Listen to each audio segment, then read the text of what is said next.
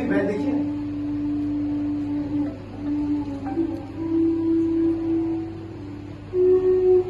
शाम को चलोगी ना? जैसी तुम्हारी इच्छा। चलोगी ना? तुम कहते हो तो क्यों ना चलूंगी। तुम्हारी क्या इच्छा? मेरी कोई इच्छा नहीं है।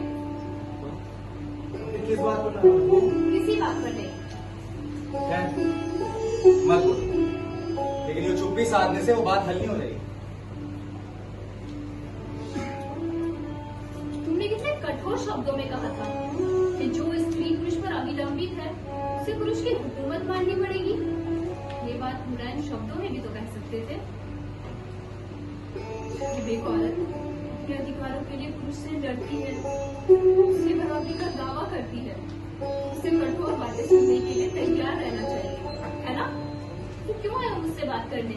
मैं नाराज हूँ या नहीं, इससे तुम्हें क्या मतलब? अगर मेरी वो बात तुम्हें इतनी बुरी लगी है तो तुमसे वापस ले लो, तुमसे क्षमा मांगता हूं। ईश्वर ने तुम्हें वो शक्ति दी है कि तुम मुझसे 10-5 दिन बिना बोले रह सकते, लेकिन मुझे वो शक्ति नहीं। तुम मुझसे रूठ जाती हो तो मेरी नाड़ी में जैसे रक्त का प्रवाह बंद हो जाता है।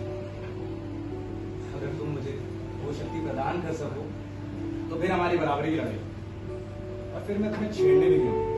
लेकिन अगर ऐसा नहीं कर सकती तो इस अस्त्र का मुझसे वार न कर। अब से वो बात अपने मुंह से ना निकालना। अगर मैं तुम्हारी आश्रिता हूँ तो तुम भी मेरे आश्रित हो।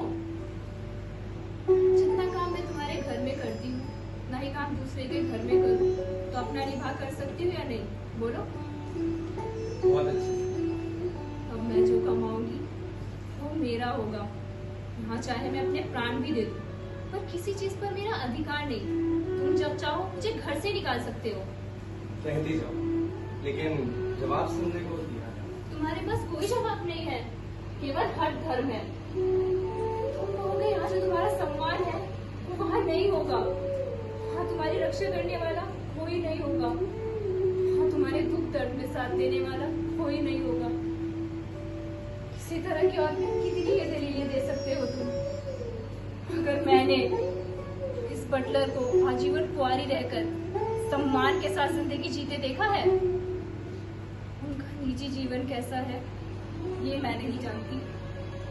संभव है हिंदू प्राणी का अनुकूल ना रहा हो, मगर उनका सम्मान सभी करते हैं और उन्हें अपनी रक्षा करने के लिए कभी किसी पुरुष का आश्रय लेने की कभी जरूरत नहीं पड़ी।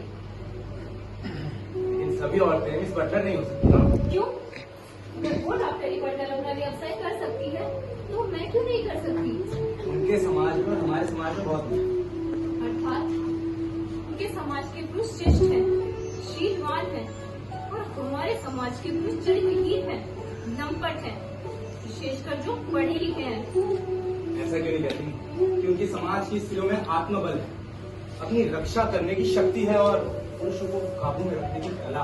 हम भी तो वही आत्मबल, शक्ति और कला प्राप्त करना चाहते हैं, लेकिन तुम लोगों के कारण कुछ नहीं कर पाते। तुम्हारी आदर्श ना जाने किन किन बहानों से हमें दबाने की और हमारे ऊपर हुकूमत जमाए रखने की कोशिश करते रहते हो।